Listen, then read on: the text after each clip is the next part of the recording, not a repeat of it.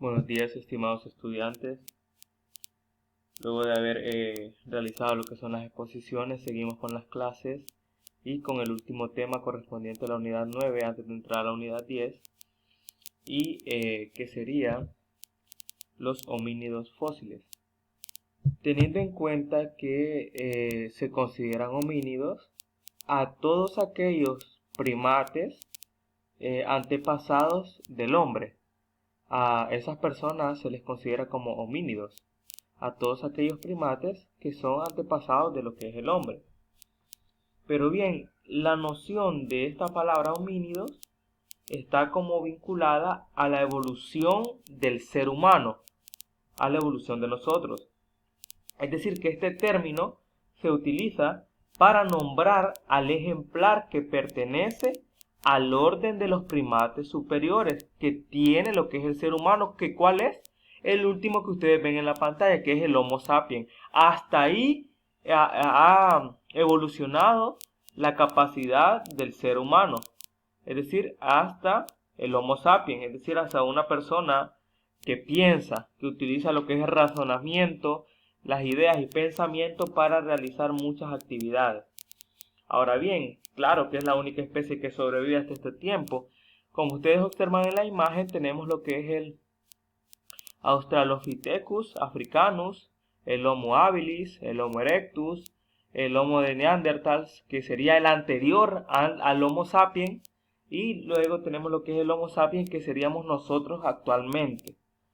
Ahora bien, este concepto de otras formas puede entenderse de distintas maneras. Es decir, es posible considerar que los homínidos u homínidos constituyen la subtribu de primates que se caracteriza por caminar en dos patas y de manera vertical.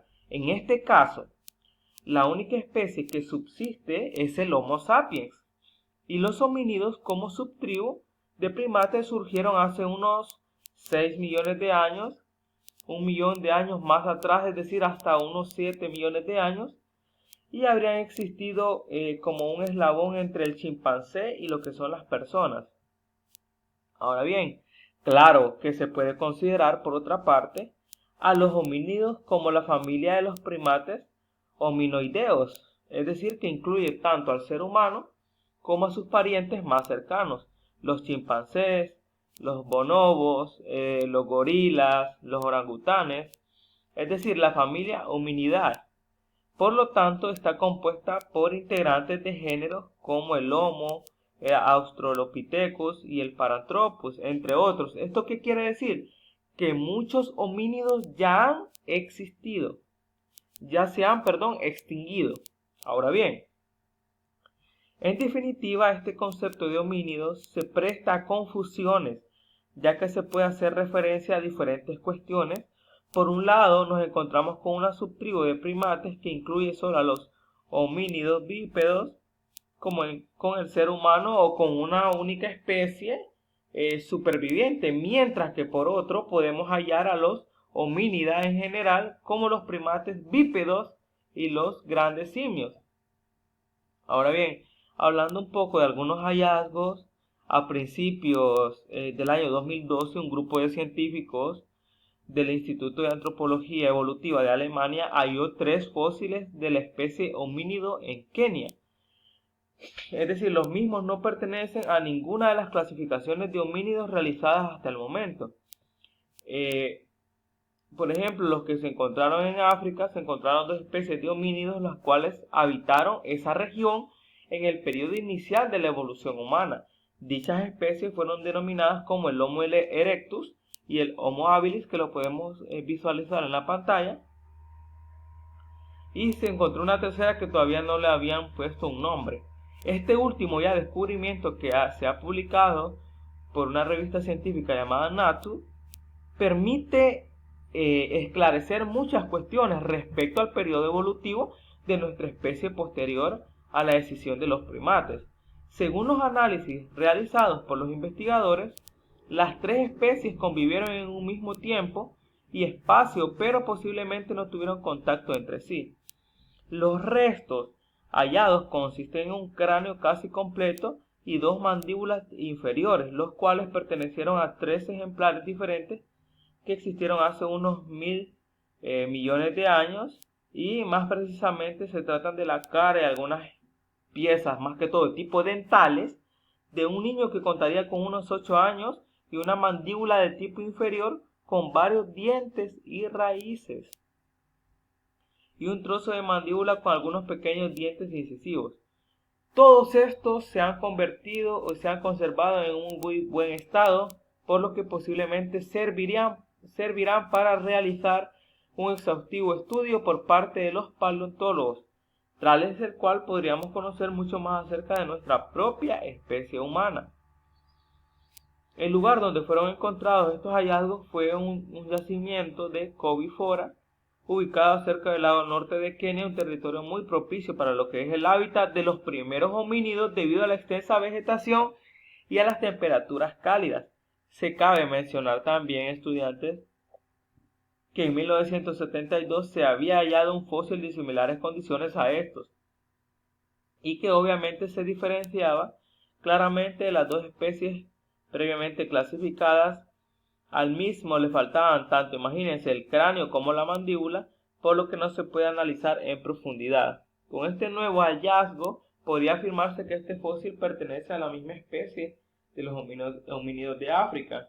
La verdadera importancia de este reciente descubrimiento es que permite saber con más certeza que la evolución de nuestra especie no siguió una línea de tipo unidireccional. Ahora bien, durante gran parte de estudiantes del siglo XX, este concepto de homínidos surgió un pequeño conflicto, porque gustó a la mayoría de expertos por una simple razón, porque proclamaba lo que se quería escuchar, es decir, otro prejuicio humano estaba detrás de lo homínido. En aquellos entonces, un homínido, y para entendernos, era un primate sin cola o simio. Estaba dotado, estudiantes, de andares bípedos y un cerebro en expansión. De esta manera, todo fósil que se le vieran tales rasgos era inmediatamente invitado a ser pariente nuestro evolutivo. Pero, como el lector y las personas sospechaban, las cosas en la naturaleza jamás son tan simples. En primer lugar, sucedió hace algunos años, por los años 80 y posteriores, el cambio del bipedismo, y se interpretó que en otros simios alejados de nuestra evolución también anduvieron sobre 2 patas. Ahora bien, andar erguido, por ejemplo, no era ni exclusivo nuestro ni nuevo, era algo de tipo ancestral. Además, a medida que se iban acumulando más fósiles, se ve que existió un bipedismo arborícola, es decir, anterior, y que precedió del campo abierto típico del género Homo. Es decir, andar erguido no era ni exclusivo nuestro ni nuevo, era ancestral. Ese revés, los Homos son caracteres primitivos, todavía les duele a muchos paleontólogos que creían en una línea evolutiva y humana gradual que iba de simios curvados y parcos hacia humanos erguidos y sabios. Desgraciadamente, todavía muchas imágenes de esta índole presentan lo que son muchos libros, y en ellos podemos ver de lo que hablan y lo que piensan, pero en cambio esa imagen de tipo falaz hacia los sapiens se halla vendida en la mayoría de colectivas y muchas sociedades, como tal en los prejuicios de muchos. Hasta muchos mensajes publicitarios la han utilizado como un eslogan en sus campañas, por ejemplo, pero todo y ello, como se demuestra, reside muy lejos de la verdad y cerca de los prejuicios. Esta evolución humana no ha devenido un bloque para que todos nuestros parientes encajen en la categoría de homínidos. Para comprender mejor esta última frase todavía falta un último ingrediente a todo esto que hemos mencionado, aunque esta no resida abajo sino más arriba en el encéfalo, y es lo que es la sopa homínida, lo que es la criadilla que da el buen gusto.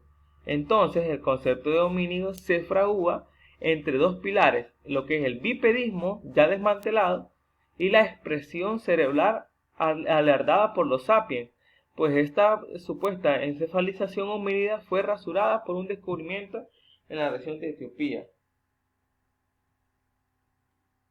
Ahora bien, como nosotros sabemos, la evolución biológica de este planeta, y según todos los datos que hemos estado viendo y los biólogos del mundo también, jamás se ha pretendido como una finalidad hacia los homínidos bípedos encefalizados, ni hacia un diseño inteligente simplemente.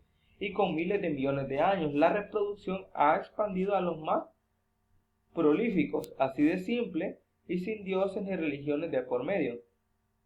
Ya a finales del siglo XX, la mayoría de paleontólogos aceptaron la desaparición del concepto homínido, pero a rey muerto, rey puesto, es decir, la desaparición del concepto homínido provocó lo que es la necesidad entre algunos de crear un nuevo producto que encajara con las nuevas corrientes, y así se rescató el término hominin para referirse a las especies vinculadas con nuestra evolución, algo otra vez muy antropocéntrico y vinculado de nuevo con nuestro perjuicio más tribal.